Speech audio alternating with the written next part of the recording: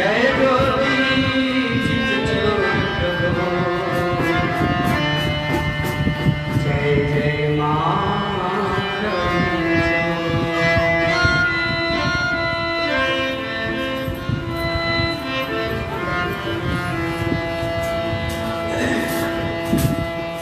अधरम मधुरम वदनं मधुरम नयनं मधुरम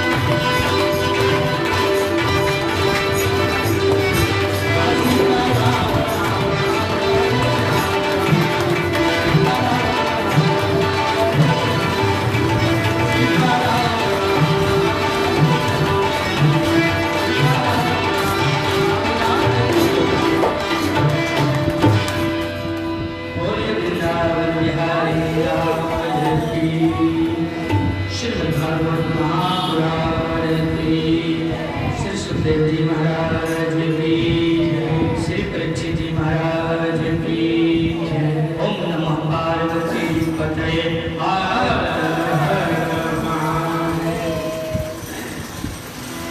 और हमारे बीच आए हुए हैं जो महाराज जी को सम्मानित करेंगे, हम सभी कलाकारों को भी सम्मानित करेंगे।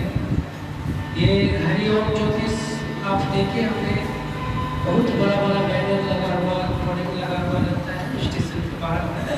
वो ये हमारे ज्योतिषाचार्य फूल बिहारी जी बहुत अच्छे ज्योतिष है, ज्योतिष के विद्या के जानकार हैं। जन्म कुंडली और कहीं भी कोई भी समस्या हो संपर्क कर सकते हैं। और हमारे बीच विनोद यादव जी हैं, समाज सेवी, हमेशा समाज में एक पैर पर खड़े रहते हैं, कब किसका मदद करें, कब किसका क्या जरूरत है। बहुत अच्छे समाज सेवी हैं। ये मंच पर बुलाना चाहेंगे दोनों आदमी को।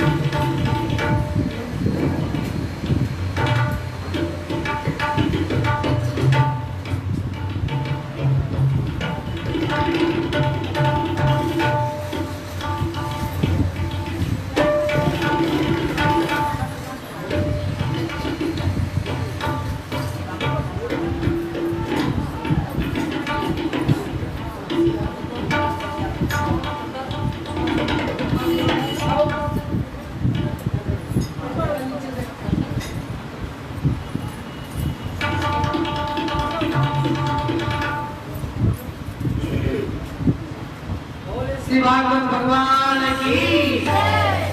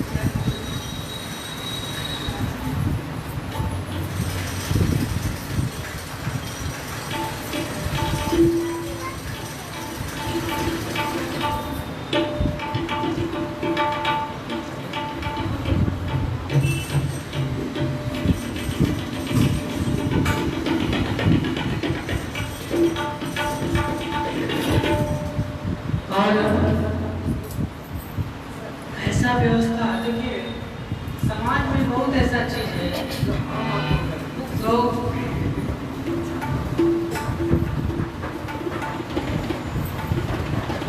समाज में हम और आप किसी को अगर दान देंगे, ध्यान से सुनिए, कुछ भी बात मत कीजिए, एक तो बहुत कम है, बात कीजिएगा डिस्टर्ब हो जाएगा। समाज में हम आप सभी हैं, अगर दान देंगे तो क्या देंगे, तो वो पैसा दे देंगे, खाना दे देंगे। लेकिन ये हमारे सर ऐसे हैं जो ज्ञान का दान दिए हैं, जो समाज में ज्ञान का कुछ विकसित हो, ज्ञान का प्रभाव पड़े मनुष्य के ऊपर। ये ऐसा व्यवस्था में समाज को जितना आसपास में सभी रहे और खूब सुंदर से व्यवस्था हो। देखिए कितना सुंदर व्यवस्था है, खूब सुंदर कथा का माध्यम कथा चल रहा है। ये ऐसे हैं, ये हम उनको सम्मानित करने के लिए हमारे पुरी बिहारी जी और विनोद यादव जी दोनों आए हुए हैं। भोले बाबा भगवान की आइए दो शब्द जी रखेंगे।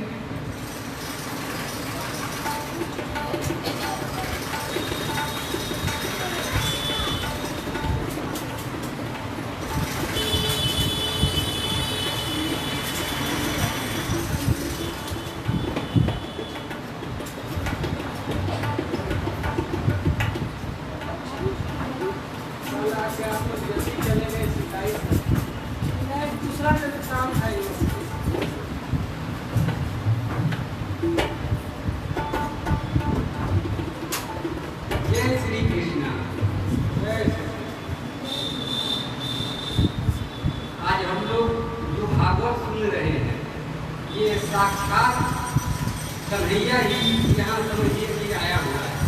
इसको समझना बहुत कठिन है। ये पूर्ण ब्रह्म है और मानव जो अपूर्णता में आज जी रहा है, जितने भी है, भूमि है, वाहन है और धन संपत्ति है, ये सब जो है ना अपना अपूर्णता को पूर्ण करने के लिए, अपनी कमी को पूरा करने के लिए अर्जित कर रहा है।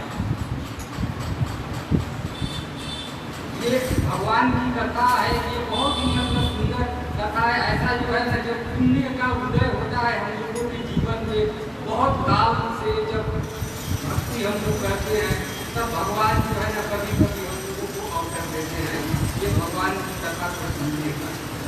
तो इसका आनंद आप लोग उठाएं और अपने जीवन को सफल बनाएं। बस इतना ही कहकर मैं अपनी वाणी जैसे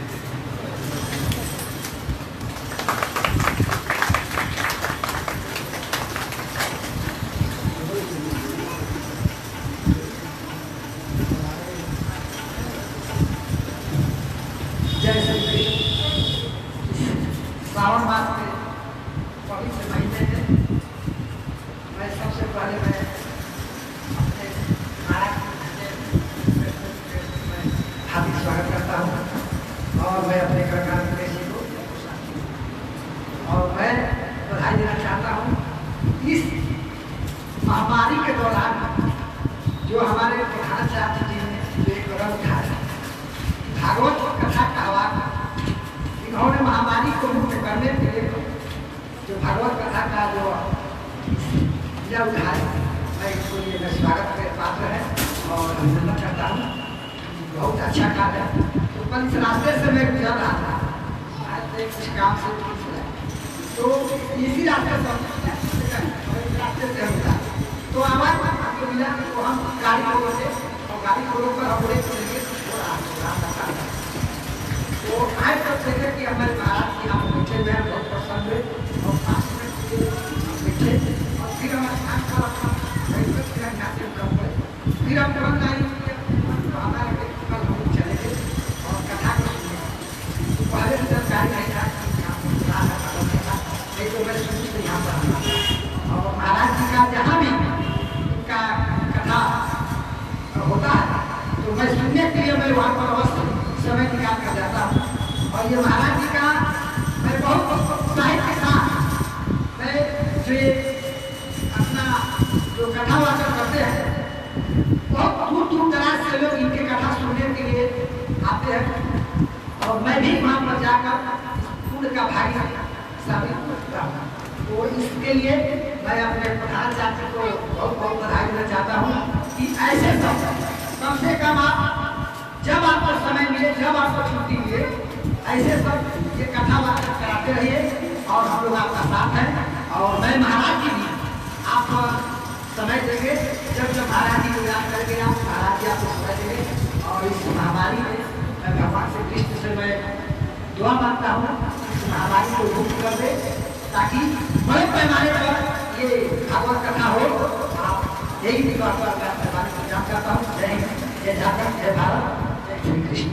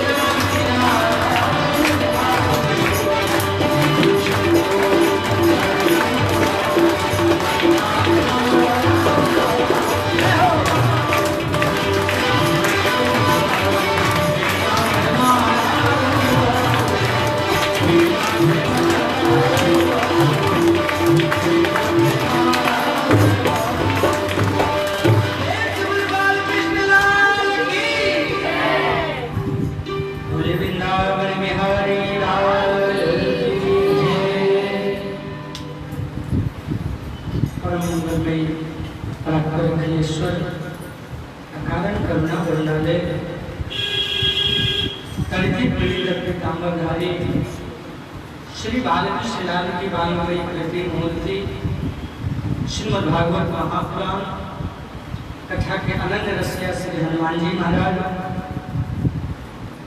यह कथा के यजमान परिवार हमारे सत्यजीत गुरु जी, उनके समस्त परिवार,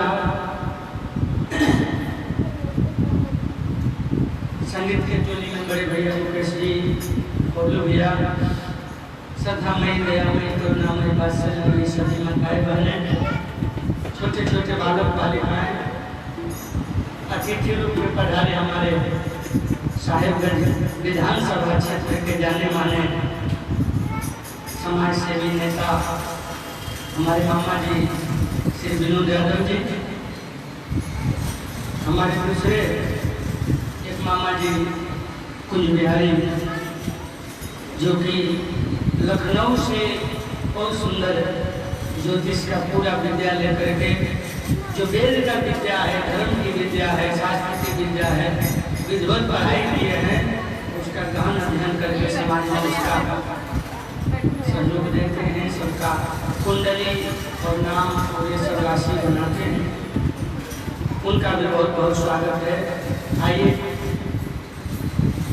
हम आप विगत 6 दिनों से श्री कृष्ण कन्हैया की गाई हुई कही हुई जी हुई सुखदेव जी महाराज के माध्यम से राजा परीक्षित को जो 7 दिन में मरने का श्राप लगा है, वही श्राप विमोचन की यह कथा सुन गए। यही कथा सुख जी महाराज नेमी सारण्य में सोनों का ऋषियों को सुना रहे हैं।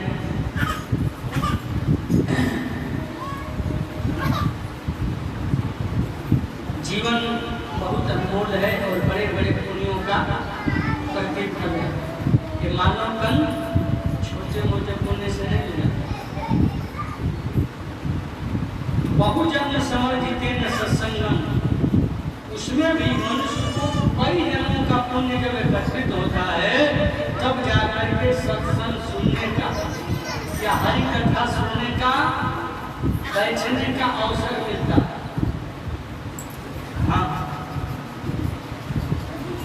और सब चीज में समय कब पार होगा पता नहीं चलेगा, लेकिन भगवान की कथा में, सत्संग में, नाम लेने में, मंदिर जाने में बरियाई करना पड़ता है।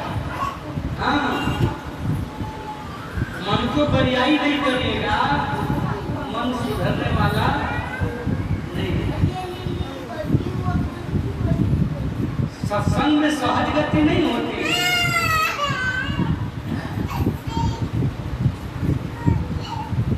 इसलिए कहा गया है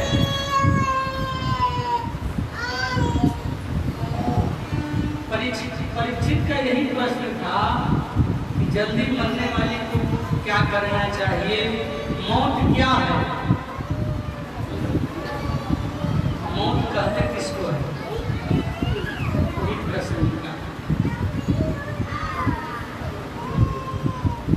7 दिन तक जब राजा परीक्षित को कथा सुनाए सुखदेव जी, उसके बाद पूछे क्या परीक्षित तुम मरोगे?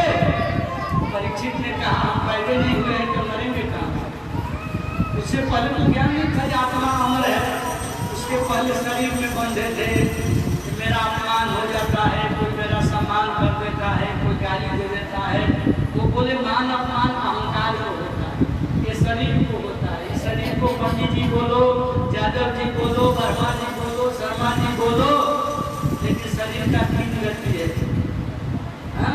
जला दो तो राख हो जाएगी, गंगा जी में डाल दो मछली खा जाएगी, और धरती में डाल दो हो जाएगी। लेकिन जो आत्मा है, ये शरीर रहने से पहले भी था, शरीर है तब भी है, तो शरीर खत्म होगा तब भी रहेगा। ये जो मन में हम समझ जाएंगे ठीक ठीक से, तो सारा बवाल खत्म।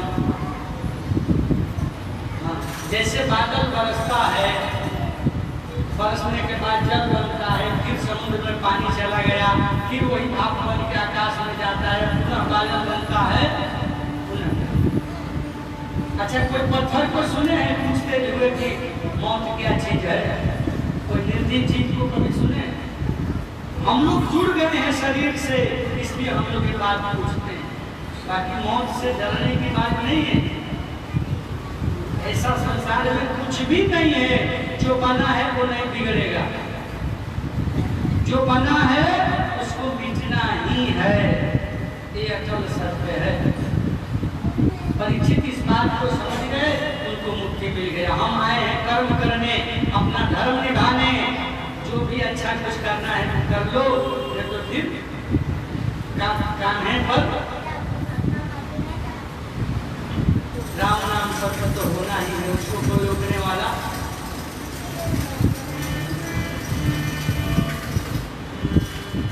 जीवन का निष्कर्ष यही है, जीवन का निष्कर्ष यही है, प्रभु प्रेम में लग जाना, आ ही गए तो बैठो क्या रे, अरे कृष्ण कथा सुन कर जाना, आ ही गए तो बैठो क्या रे, कृष्ण कथा सुन कर जाना, आ ही गए तो बैठो क्या रे, कृष्ण कथा सुन कर जाना, आ ही गए तो बैठो क्या रे। जीवन का निष्कर्ष यही है, जीवन का निष्कर्ष यही है, प्रभु प्रेम में लग जाना,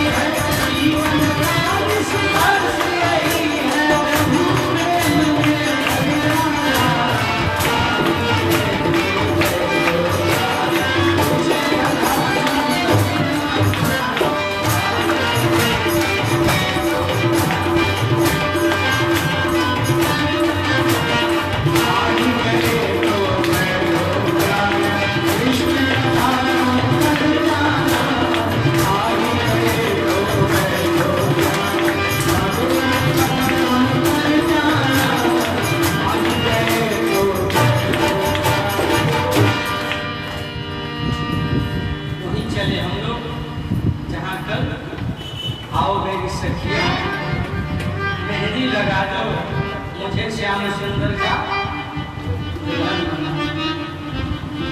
कुंदनपुर में भीष्म की बिटिया रुक्मिणी मैया से भगवान श्री कृष्ण का बड़ा सुंदर विवाह संपन्न हुआ।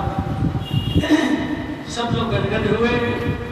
कामास्तु वासुदेवांशो दग्धः प्राणरुद्रमयीनां देहोपतये भूयस्तयेव प्रत्यपधतम्। जो व्यक्ति ज्यादा बढ़ता है, जीवन में जितना तरक्की करता है ना, उसके उतने दुश्मन भी हो जाते हैं। जो जितना जीवन में तरक्की करेगा, उसके दुश्मन और बढ़ते हैं। ये जीवन की सच्चाई। कन्हैया ने बहुत तरक्की किया, समाज में जैसे हुआ, लोक परलोक में दुष्टों का संहार किया, धर्म राज्य की स्थापना किए। लेकिन जो आलसी, अभिमानी और डरपोक कायर लोग थे, ईर्ष्यालु थे, कन्हैया से खूब जलते, खूब जलन था। ईर्ष्या जो है ना, अंदर की बीमारी। ईर्ष्या मतलब जानते हैं? ईर्ष्या, द्वेष, अपने से बड़ों से द्वेष होता है। अपने से छोटा कोई तरक्की करे तो ईर्ष्या होता है। अंदर की बीमारी है, आंतरिक षड्यंत्र। बाहर तो दुश्मन हम लोग सब पाल लेते हैं, वो हमारा दुश्मन, वो हमारा। भीतर का दुश्मन का किसी का चिंता नहीं। अब भीतर वाला जो समझ लेगा, बाहर कोई बिगाड़ नहीं सकता। पहले अंदर के दुश्मन को, जो आपके भूत बन के अंदर घूमता है दुश्मन, उसको सोचिए कौन है। ईर्ष्या, ईर्ष्या कौन है पता है? भले हम 2000 का साड़ी पहने हैं, लेकिन मेरी छोटी गोतनी 3000 वाला काहे पहनी है? इसे का नाम ईर्ष्या है।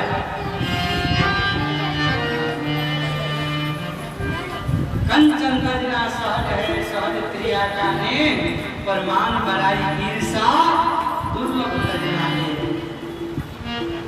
अच्छा, मच्छर जब काटता है तो हम लोग घर में क्या मच्छरदानी लगाते हैं, नहीं तो वो लागू लगाते हैं।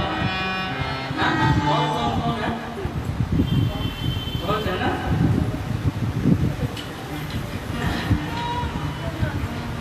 बाहर के मच्छर को मराने के लिए तो वो लाउट लगा लीजिए, मच्छरदानी लगा लीजिए, लेकिन जो भीतर मच्छर काटता है उसको कहते हैं मत्सर। मच्छर और मत्सर में ज्यादा अंतर नहीं, थोड़ा आधा शब्द का अंतर है। तो बाहर वाले मच्छर के लिए कोई मच्छरदानी वो लाउट लगा लीजिए, लेकिन भीतर जो मच्छर काटता है, ईर्ष्या का, द्वेष का, कपट का, छल का, इसको समझना बड़ा मुश्किल है। इसके लिए क्या औषधि है? कौन सा मच्छरदानी काम करेगा? संतों का संग, अध्यात्म का संग। एक ही उपाय है, अध्यात्म के शरण में जाना पड़ेगा, तब अंदर का मच्छर सब भागेगा। संतों के पास या शास्त्र के पास, वेदांत के पास, उपनिषद के पास, गीता जी के पास, रामायण जी के पास, भागवत जी के पास बैठिएगा, तभी अंदर का मच्छर मरेगा।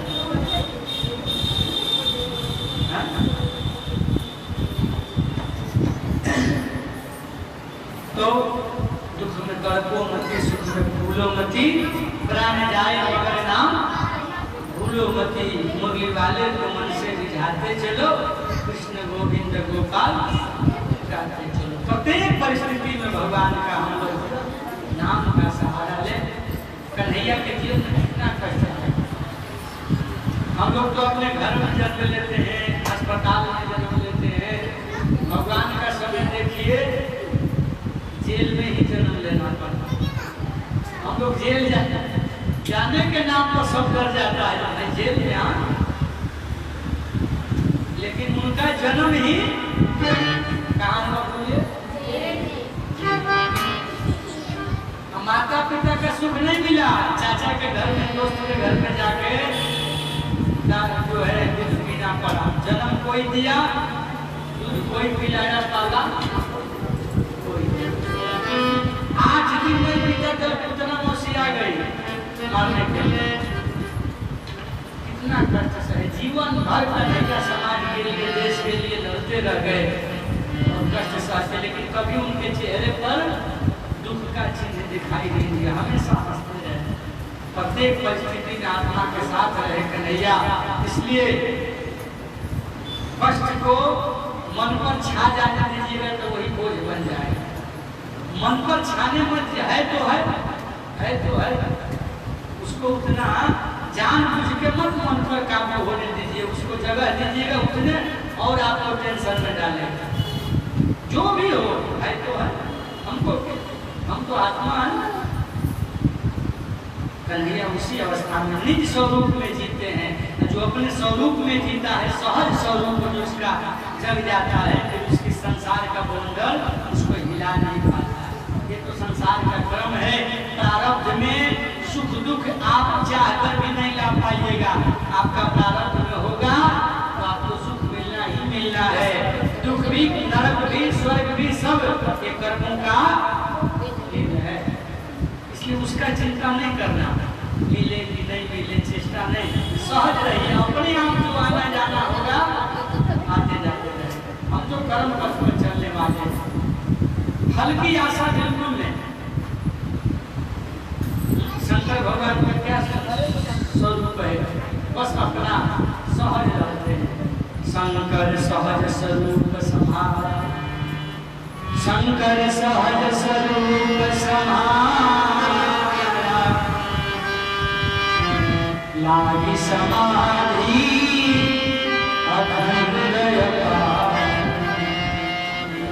अब इसका मतलब यह मत लगा लीजिएगा कि हम काम धंधा बिल्कुल छोड़ दे, शांति प्रिय आदमी हैं, बस कैसा रोटी दाल हो गया ठीक है। नहीं, संघर्ष करना है, दुश्मन को भी पहचानना है, उससे लड़ना भी है।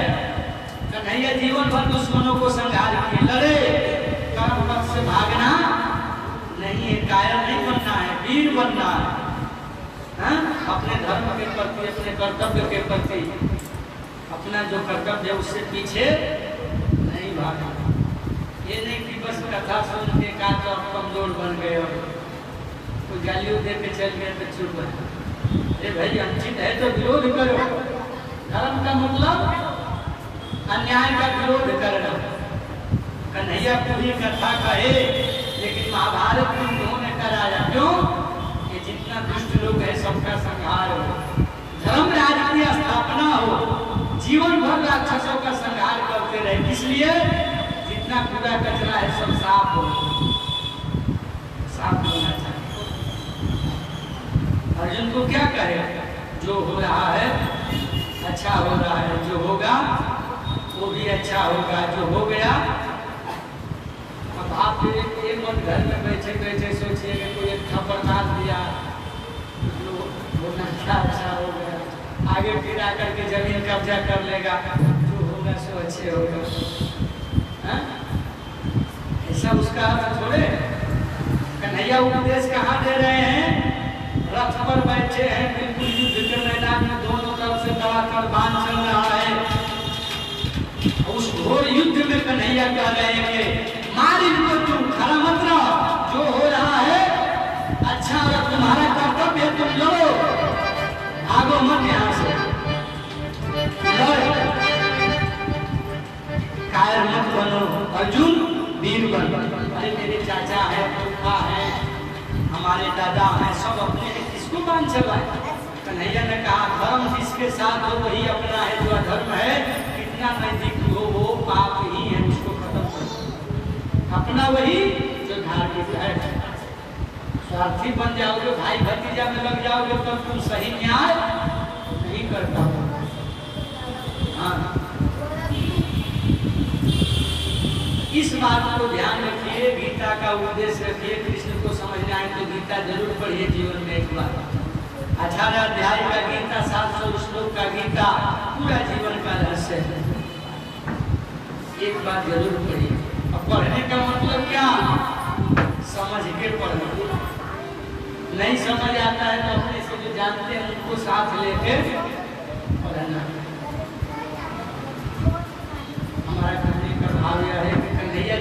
संघर्ष किए धर्म के लिए, भगवान होकर के बहुत कष्ट सहे। ये धरती पर जो आएगा, आप ये मत सोचिए कि केवल तो सोना खाना कितने तक जीवन है, उसके आगे पीछे बहुत है। हाँ, उसको जीवन में धारण करिए। कन्हैया का धीरे धीरे समय बढ़ा।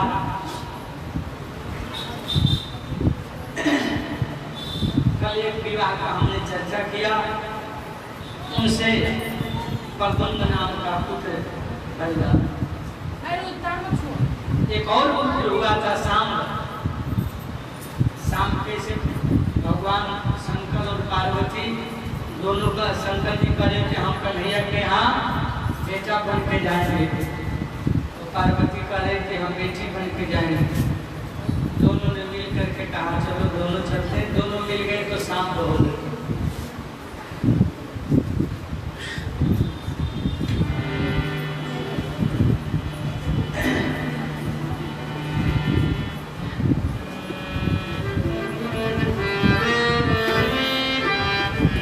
भगवान का दूसरा विवाह बताया गया एक भालू के बेटी से। बाबा ये कौन सी कथा है? रामावतार में जो जामवंत जी थे ना, जामवंत जी को युद्ध से मन नहीं भरा था, तो कन्हैया बोले थे कृष्णावतार में आपका मन भर जाएगा, हमसे जब युद्ध होगा। तो जामवंत जी महाराज आके गुफा में रहते थे। एक राजा था सतराजीत। तो सतराजीत राजा के पास एक अस्वंतक मणि थी। मणि का प्रभाव यह था कि जो रोज उसका पूजा करता था 10 कुंटल सोना उसमें से निकलता था।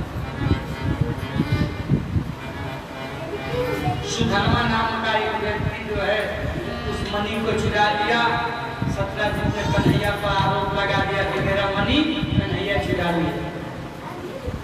उसके बाद कन्हैया ने कहा ठीक है, इसको ढूंढेंगे। सुधर्मा ने सतराजीत का परिचय दिया। बड़ी अद्भुत कथा। अक्रूर जी के पास वह मणि चली गई, लेकिन अभी कलंक लगा है, कन्हैया ने मणि चुराया है। कन्हैया कलंक से बचने के लिए उस मणि का पता लगाने जंगल में गए। वहाँ एक शेर मरा हुआ था। शेर से युद्ध करके कन्हैया आगे बढ़े और वहाँ से गुफा में गए। वहाँ जामवंत जी से भेंट हुआ। 27 दिन तक युद्ध चला। अंत में जामवंत जी पहचान गए तो कन्हैया है। मणि उनके पास रखा हुआ था। उनकी बेटी थी जामवंती। जामवंती को और मणि दोनों को कन्हैया को सौंप दिए। आज से आपके पास मेरी मणि और मेरी बिटिया को संभाली। कन्हैया का दूसरा विवाह जामवंती से। पहला विवाह रुक्मिणी मैया से जो लक्ष्मी के अवतार है। रुक्मिणी जी को पता चला कि कन्हैया का दूसरा विवाह हुआ है। बड़ी खुश हुई, जाकर के दरवाजे पर आरती उतारी। और जामवंती जी, उस समय राजाओं की परंपरा था, बड़े राजा लोग कई विवाह करते थे। उस समय ऐसी परंपरा, समाज की मर्यादा अपनी अपनी समय के अनुसार से सब समाज की व्यवस्था बनती बिगड़ती रहती है। इधर सतराजीत को जब मणि दिया गया, लज्जित हुआ बड़ा। उसकी बेटिया है सत्यभामा। बोला हमको जीवन भर दुनिया वाले गाली दे। कई बात है, मेरी बेटिया सत्यभामा है, उससे आप विवाह करिए और हमको, ताकि कल से कोई हमको नहीं बोले। भगवान ने कहा जैसी आपकी इच्छा। तो तीसरा विवाह सत्यभामा जी के साथ हुआ।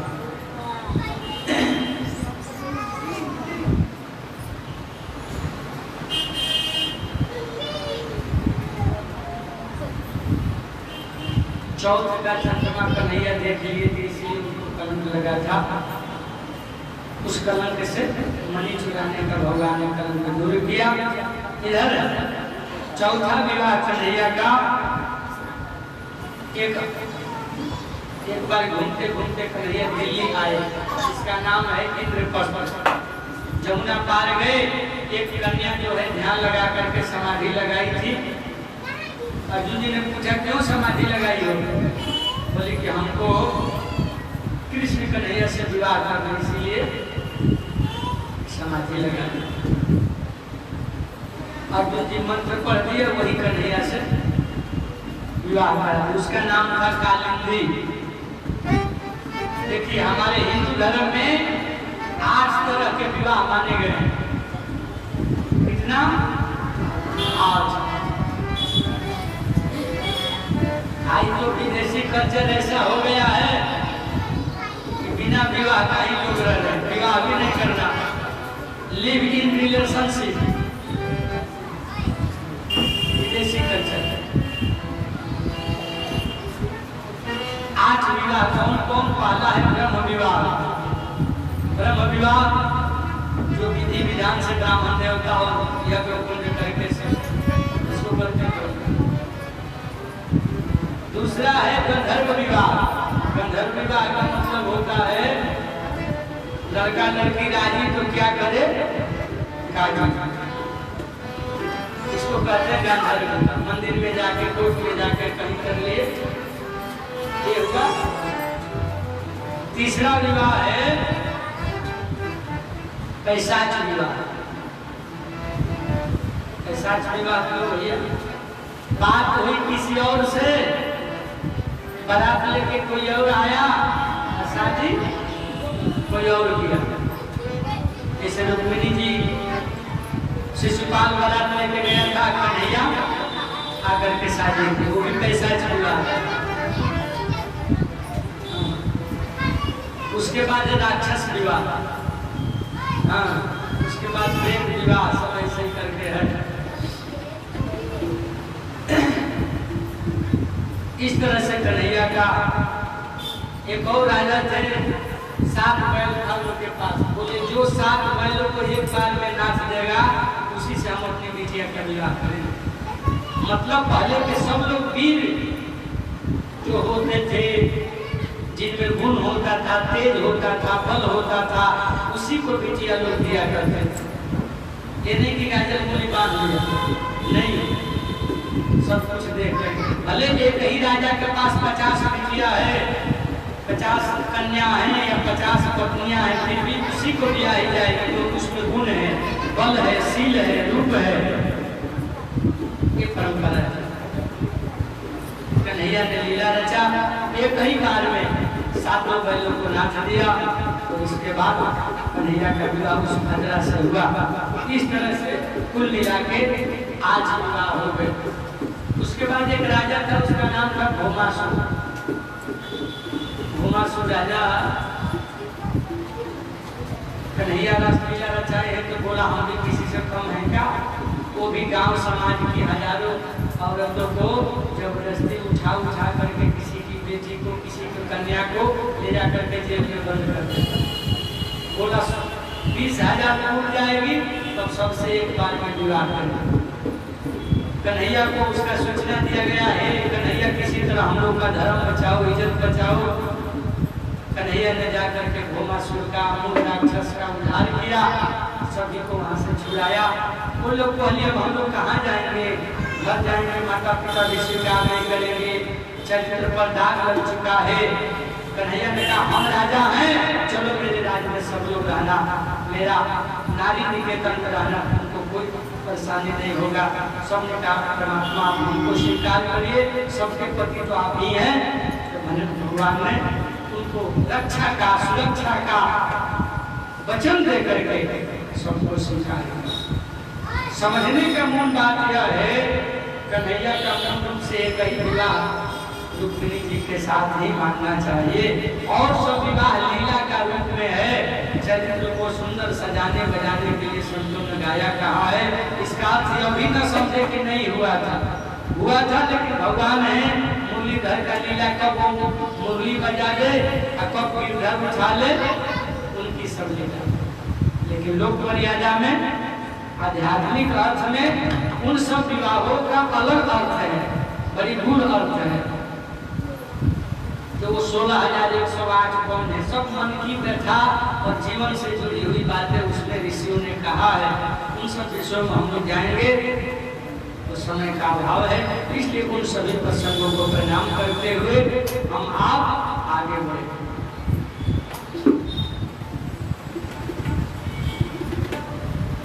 सुखदेव जी कहते हैं परीक्षित, इतनी रानियां इतने बाल बच्चे परिवार रहते हुए भी कभी कोई नाराज नहीं होता। अब कन्हैया बीच बीच में सबको धर्म का उपदेश देते हैं, ऐसे रहना चाहिए, ऐसे करना चाहिए, संदेश देते रहते। सोचे सबको बार बार नाराज हो जाती है, रुक्मिणी कभी नाराज नहीं होती है। सत्यभामा तो 3 दिन में एक बार नाराज होना है, क्यों पता है? क्योंकि वो मणि जो है ना कन्हैया के खजाने में है, मणि रोज 10 कुंटल सोना दे रही है, जान ली मेरे पापा का मणि है, उसी से इनका राजपाल आगे बढ़ना।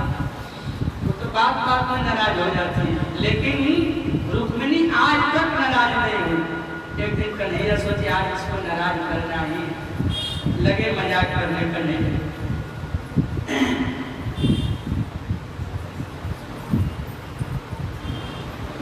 बड़ा प्रेम है पूरे परिवार में। आज श्री कृष्ण के विवाह के 20 वर्ष हो गए हैं, रुक्मिणी जी के 4-5 बाल हो गए,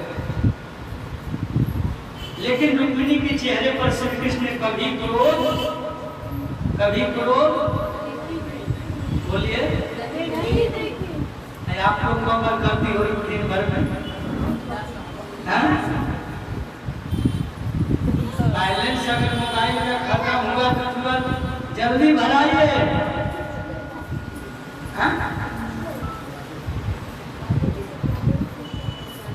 सबसे अधिक तो हमारे ये भैया परेशान हो जाते हैं।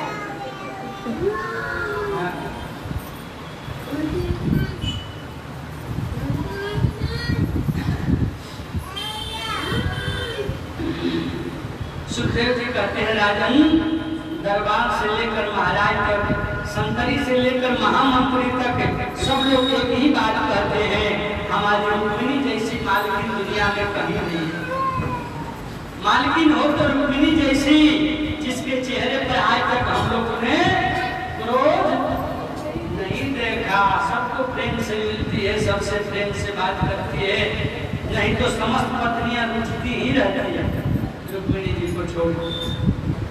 पुराने जमाने में नियम था, अगर कोई नाराज होता था ना तो एक अलग से कोप भवन बनता था। कई राजा लोग की पत्नियां अनेक रहती थी ना, तो उसमें से कौन नाराज है कैसे पता चलेगा, इसलिए अलग से वो रूम बना दिया जाता था। भाई जो नाराज होगी वो उस रूम में चली जाएगी तो समझ में आ जाएगा कि ये मैडम आज नाराज है। ऐसे कैसे पता चलेगा कि कहीं भी तो कोप भवन में गई थी ना, कोप भवन सुनी सब चौलाऊ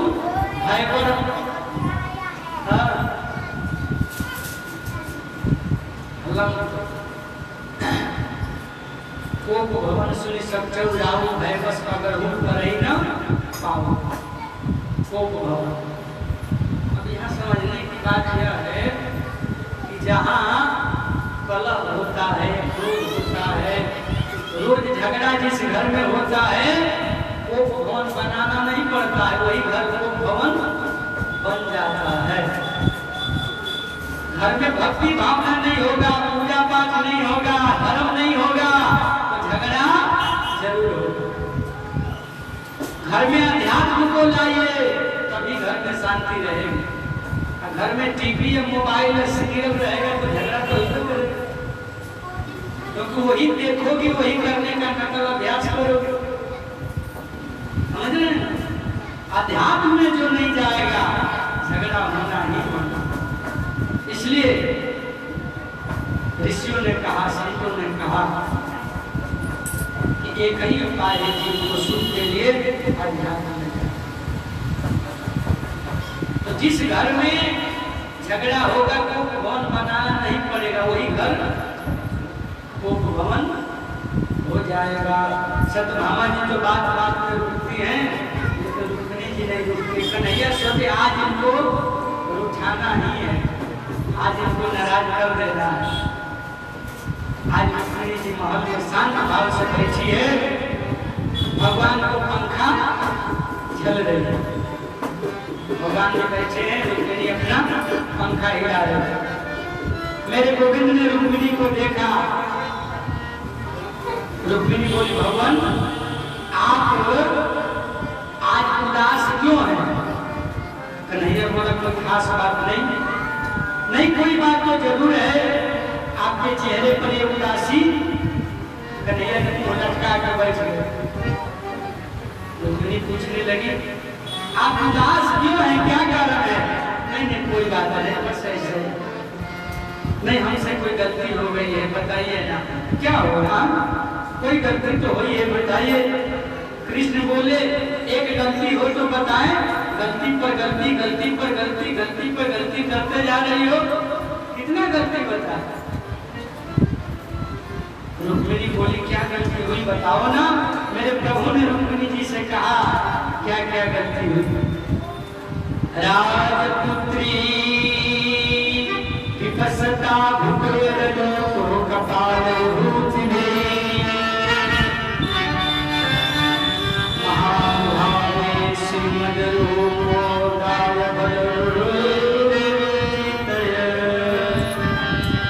श्री कृष्ण कहते हैं रुक्मिणी जी सबसे पहले गलती तो आपने ये किया, पहला गलती क्या किया आपने रुक्मिणी जी कि मुझसे ब्याह किया।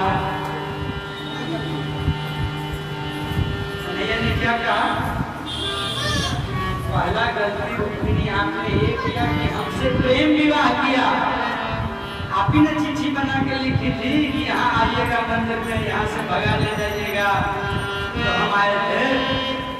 पहला गलती आपने ये किया।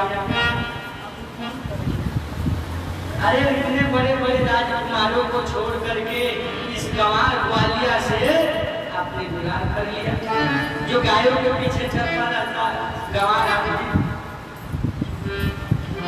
क्या मिला आपको बताओ इस गंवारिये से विवाह करके? प्रभु की चेहरा देखा, भगवान ने रुक्मिणी की तरफ देखा, अभी तो गुस्सा आया नहीं, लगता है कुछ और बोलना पड़ेगा। अजी विवाह तो मैं बिल्कुल नहीं करती, आप यही न सोच रही होगी, लेकिन इसलिए विवाह कर लिया कि तुम बड़े भारी वीर हो, इसलिए विवाह कर लिया हमसे।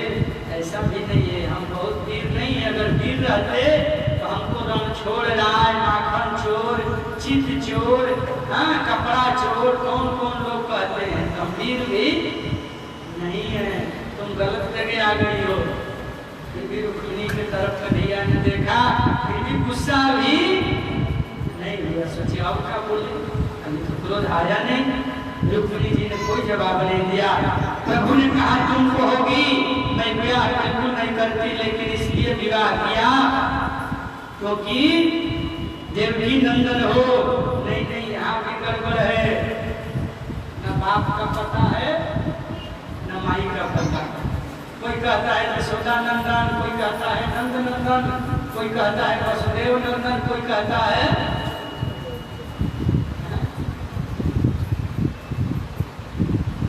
न बाप का पता न माँ का पता, जाति कुल सब उल्टा पुल्टा है, इसलिए यहाँ भी गड़बड़ है। अभी भी रुक्मिणी जी को क्रोध नहीं आया, भगवान बोलते जा रहे हैं। माता पिता का भी पता नहीं। तुम कहोगी अजी मैं विवाह इसलिए नहीं करती, लेकिन इसलिए कर लिया कि आप बहुत सुंदर हो। काहे का सुंदर, मेरा तो नाम ही है कनुआ, हम सुंदर थोड़े हैं, हमको तो काला एक बांसुरी वाला कहा जाता है, तो हम सुंदर भी नहीं है। सुंदर जान के हमसे विवाह करती तो ऐसा बात नहीं है। हम तो काला, सारा दुनिया करता है काला एक बांसुरी। अरे काली कमली वाला मेरा यार है, हाँ काली कमली वाला मेरा यार है।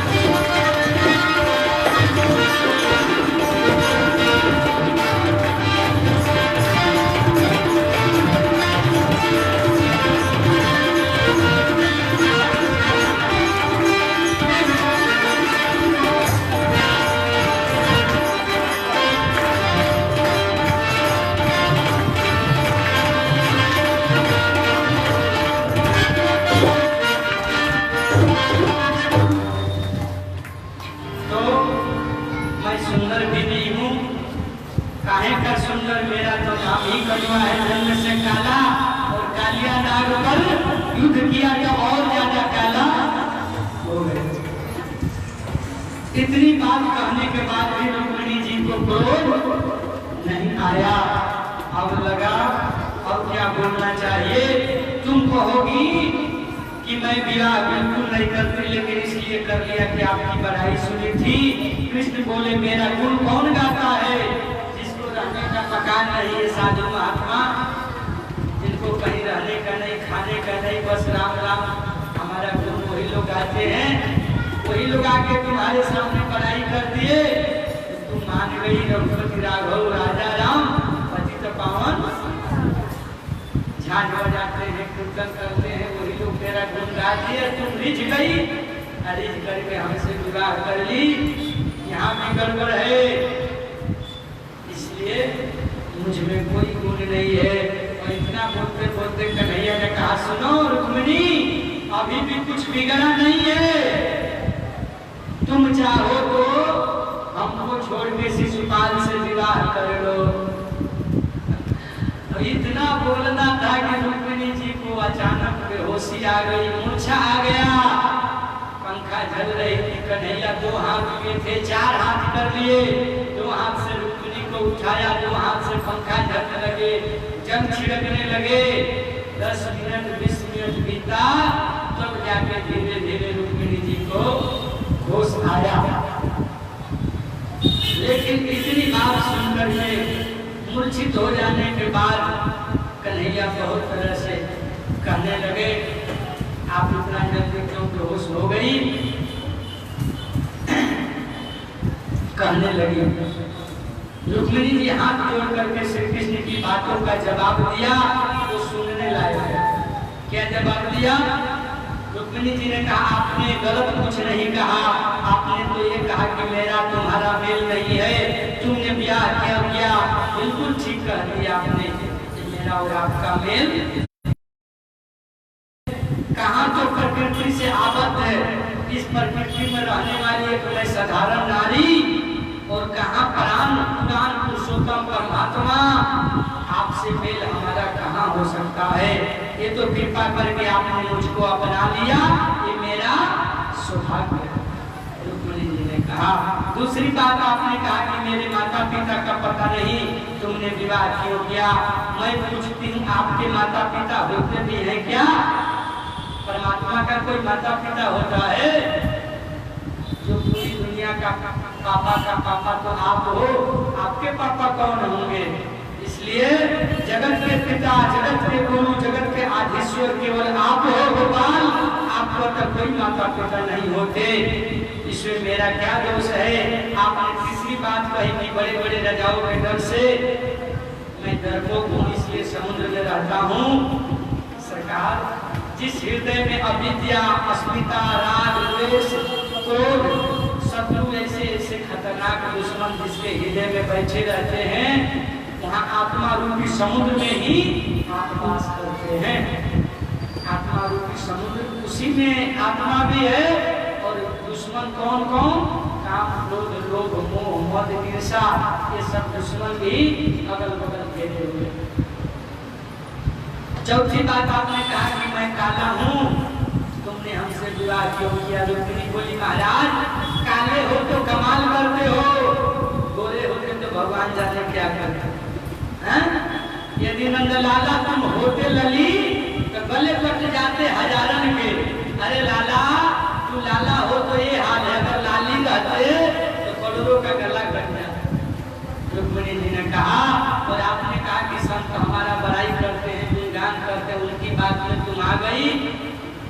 ये संत को तुम भिखारी कह रहे हो, असली धन वही कमाते हैं। संसार का धन तो 2 टुकड़ा का है, कोई मोल नहीं है। कबीर बाबा ने क्या कहा? कबीरा शब्द में निर्धना, धनवंता नहीं कोई, धनवंता सोई जानिए जाके नाम धन हो। एक साधु महात्मा राम नाम का धन इकट्ठा करते हैं, आप उनको गरीब कहते हो। ज्ञान का धन है, वैराग का धन है, भक्ति का धन है। मीरा को जब विरक्ति हुई, मीरा ने सर्वस्व छोड़ दिया। लोगों ने कहा मेरा पूरा राजपाट क्यों छोड़ रही हो मीरा? परिवार को छोड़ा।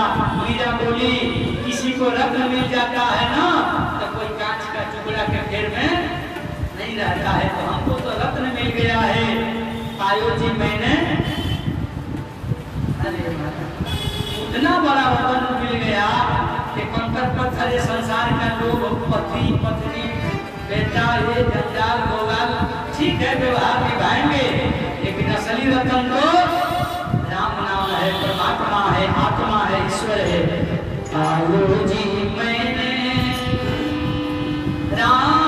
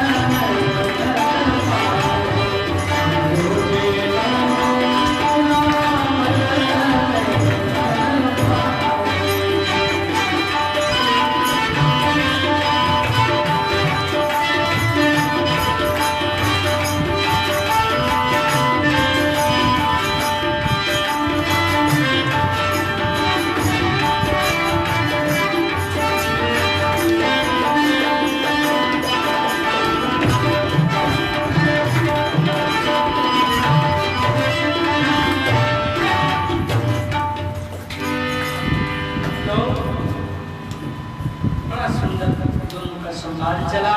कहने का भाव यह है घर में गृहस्थी में प्रेम रहेगा तो गृहस्थी का आनंद है। भगवान का बहुत परिवार आगे बढ़ा। विद्यावती से उनका बेटा का विवाह हुआ और उसमें शंकर जी से छोड़ा। वैष्णव मत और शिव मत का संघर्ष भी हुआ। पौंड्रक नाम का राजा का भगवान ने उद्धार किया। उसके बाद वसुदेव जी के माध्यम से एक यज्ञ हुआ। पूरे पांडव लोग सब लोग उसमें उपस्थित हुए। गोप वालों से सबसे मुलाकात भी हुई और द्रौपदी ने जाकर के कन्हैया की सभी पत्नियों से मिला। राधा रानी जी सबसे दर्शन हुआ है और उसके बाद में नारद जी आते हैं और बड़ा सुंदर वसुदेव जी का दिव्य प्रसंग उनके साथ होता है। जरासंध को 17 बार जीत जाने के बाद 18वां बार में कन्हैया ने अर्जुन और भीम का सहायता लेकर के जरासंध का उद्धार किए हैं। उसके बाद सुखदेव जी कहते परीक्षित जी भगवान ने जब यज्ञ हुआ तो उसमें पत्तल उठाने का काम लिया था। सब अपना अपना सेवा करते हैं ना, तो कन्हैया ने पत्तल उठाने का काम लिया था। मतलब कोई भी काम छोटा बड़ा नहीं होता है। कन्हैया ये संदेश दिए जो जितना ऊंचा उठना चाहता है उसको इतना नीचे से चलना पड़ेगा। ये नहीं कि मेरा इमेज खराब हो जाएगा तो फिर समाज में काम वो व्यक्ति नहीं कर सकता। हम तो देखे हैं विनोद जी को, जब भी समाज का कोई काम करता है दौड़ पड़ते हैं पागल कहकर। हाँ, जहाँ भी समाज करते ऐसा काम करे हमेशा से लगे रहते हैं। कोरोना में कई लोगों का सहायता खूब कर रहे हैं। हाँ, वो तो होना ही है।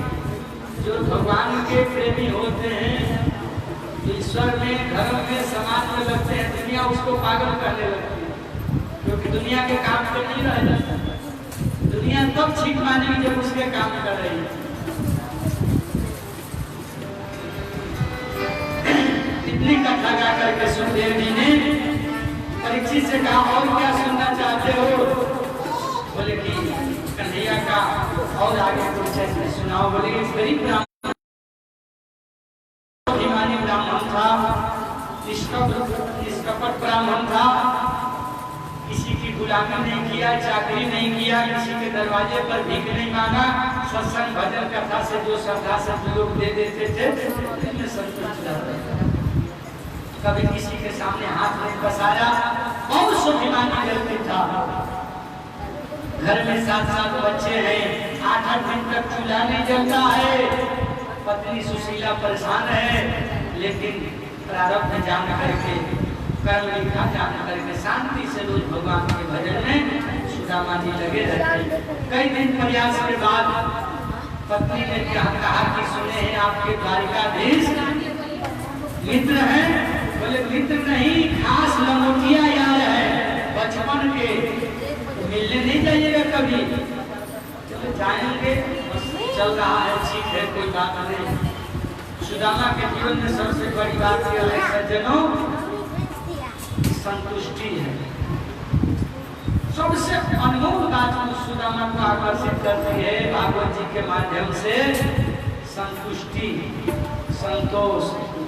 कहा गया है ना, फिर संतोष न काम न साही, न काम अछत सुख सपन हूँ। बिना संतोष की कामना कभी नाश नहीं होती है, क्योंकि ये मन इतना दुष्ट है, इसको कितनों दे दो भरता नहीं है। इसका पेट बहुत बड़ा है, मन का पेट इतना बड़ा है, इसको हजारों तरह का भोग दे दो, हजारों तरह का स्त्री पुरुष दे दो, हजारों शरीर दे दो, कभी ना नहीं कहता है, कभी भरता नहीं। ये इसको संतोष से ही भरेगा, दबाने से ही भरेगा। इसलिए कहा गया है गज धन बाज धन और रतन धन खान, जब धावे संतोष धन सब धन। दरिद्र कौन है? जो असंतोषी है। धनवान कौन है? जो संतोषी है। कोबा दरिद्रो यस्तु असंतुष्टो, असंतुष्ट है अपनी स्थिति से, अपनी जगह से जो असंतुष्ट है वही दरिद्र है।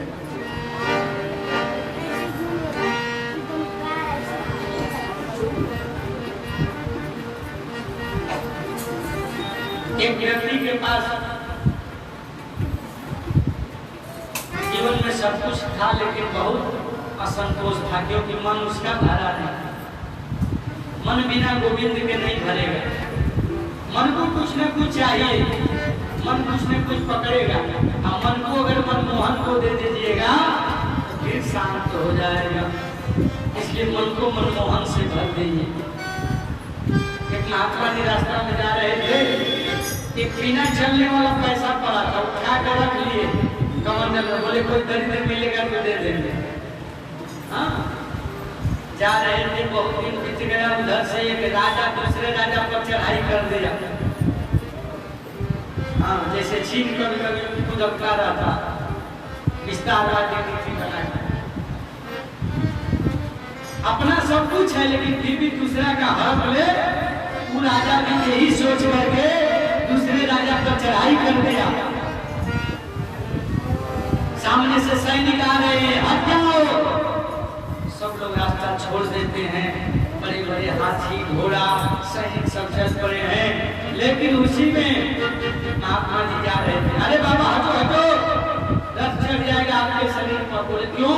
बोले राजा चढ़ाई किया है दूसरे राजा पर। बोले क्यों? उसके पास धन नहीं है, हाथी घोड़ा नहीं है, जमीन नहीं है, धन क्या नहीं है? बोले सब कुछ है, लेकिन राजा है, विस्तारवादी नीति रखता। अच्छा ठीक है। महात्मा जी बोले आज दरिद्र मिल गया, आज दरिद्र हमको मिल गया। बोले थोड़ा सा अपने राजा से मिलने दोगे? बोले हाँ ठीक है। सैनिक लोग ले गए राजा के पास बाबा को। महात्मा जी ने कहा राजा, हाँ थोड़ा हाथ ऐसे करो तो। क्या बात है? हाथ करो ना। राजा ने ऐसे हाथ किया, बाबा ने कमंडल से बिना चलने वाला पैसा निकाला, उसके हाथ पर रख दिया। बाबा ये क्या मजाक कर रहे हो? हमारे पास सोना चांदी हीरा जवाहरात हाथी घोड़ा जमीन सब है, अब तुम बिना चलने वाला पैसा दे रहे? बाबा ने कहा तुम्हारे पास है? हाँ। नहीं नहीं बिल्कुल नहीं, इतना भी नहीं है जितना दिए है। नहीं मेरे पास सब है। अरे राक्षस, जब तुम्हारे पास है तो क्यों दौड़े हो दूसरे का लेने? आ गया समझ, राजा संत के चरणों में गिरा, माफी मांगा, वापस अपने राज को गए। कथा कहती है माई बाप संतोषी बनी, मन का पेट कभी भरता नहीं है। इसलिए जीवन में हमेशा इसका अर्थ यह न लगे कि पुरुषार्थ न करे, कर्म न करे, आगे न बढ़े। जीवन कर्म करने के लिए मिला है, लेकिन धन में ही लिपट नहीं जाना, किसी को सब कुछ नहीं मान लेना। व्यवहार निभाने के लिए धन दौलत रुपया पत्नी पत्नी सब है, हम अलग है उससे, आत्मा को उससे लिप्त मत करिए। आज सुदामा जी अपने मस्ती में है, पत्नी ने जिद किया, 4 घर से चावल मांग के लाई, सुदामा जी को दिया है। बोले मिलने के लिए कह रही हो तो जरूर जाएंगे, मांगने के लिए कहोगी तो नहीं जाएंगे। मांगने आता नहीं हो, मिलने कहोगी तो हाँ, दिल लेकर के जाएंगे। ठीक है, मिलने तो आइए। सुदामा जी मिलने जाने के लिए तैयार हो। रास्ते में कथा आती है, कन्हैया के मठ बन के आ गए, पहले काशी पहुंच गए, बहुत परेशान हो गए। सुदामा जी नहीं लगता था जा पाएंगे, जैसे तैसे कन्हैया ने दोस्ता बनाया और द्वारिकापुरी पहुंच गए। दरवाजे पर पूछे, भैया कौन नगरी है? बोले द्वारिकापुरी है। इतनी बात हुई, समय तो बिल्कुल अब नहीं है, फिर भी संक्षेप में हम कथा का दर्शन करें। द्वारपालों ने पूछा, प्रणाम किया, ठीक है सरकार, आप जैसा कहें। क्या कहा द्वारपालों से?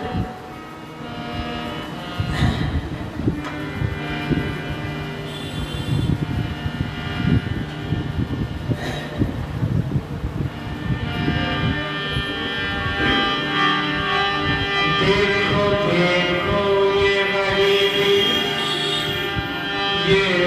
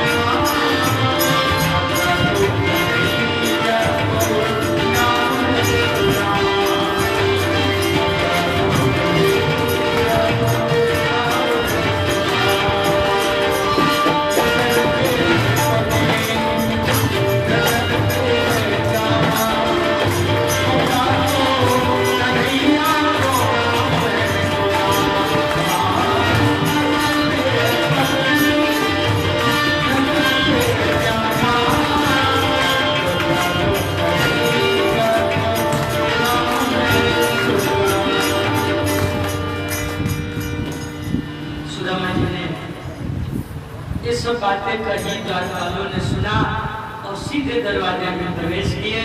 कन्हैया भी विश्राम बस करने ही वाले थे, भोजन प्रसाद हुआ था, दोपहर का समय था।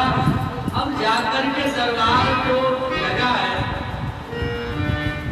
सैनिक ने सोचा भगवान को क्या बोले नहीं बोले,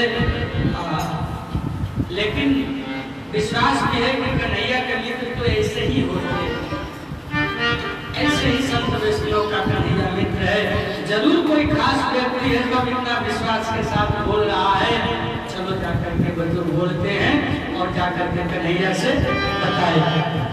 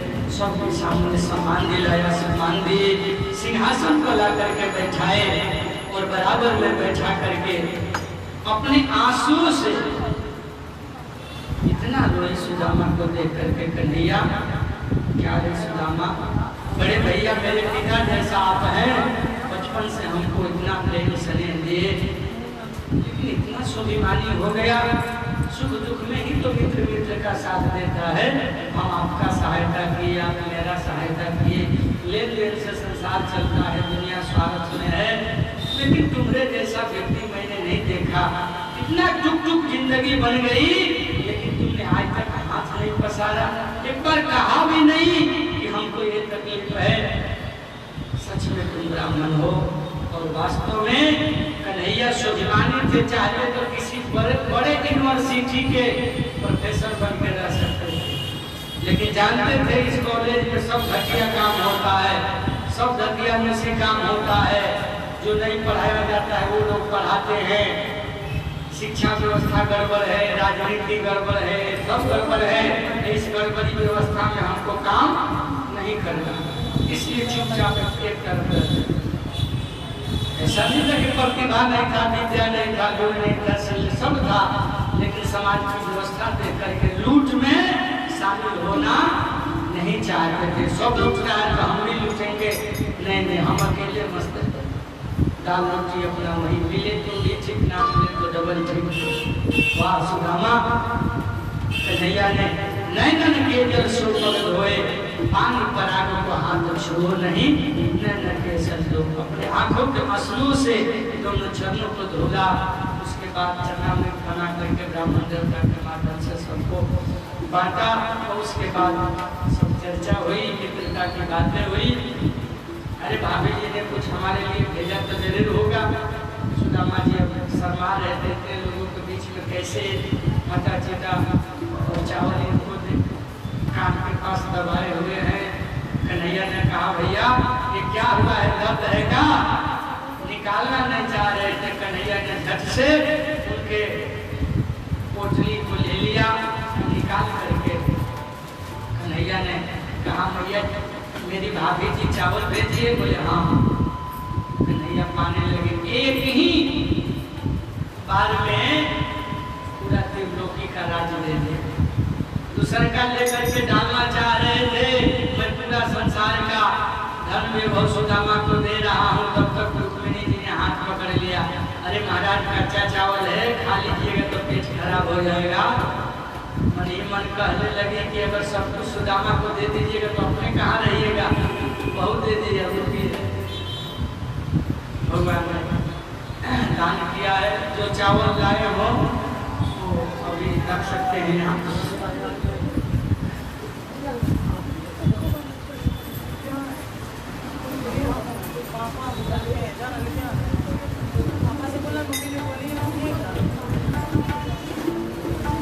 उसके बाद में सब लोगों ने आकर के बारी बारी से प्रणाम किया, और प्रणाम करने के बाद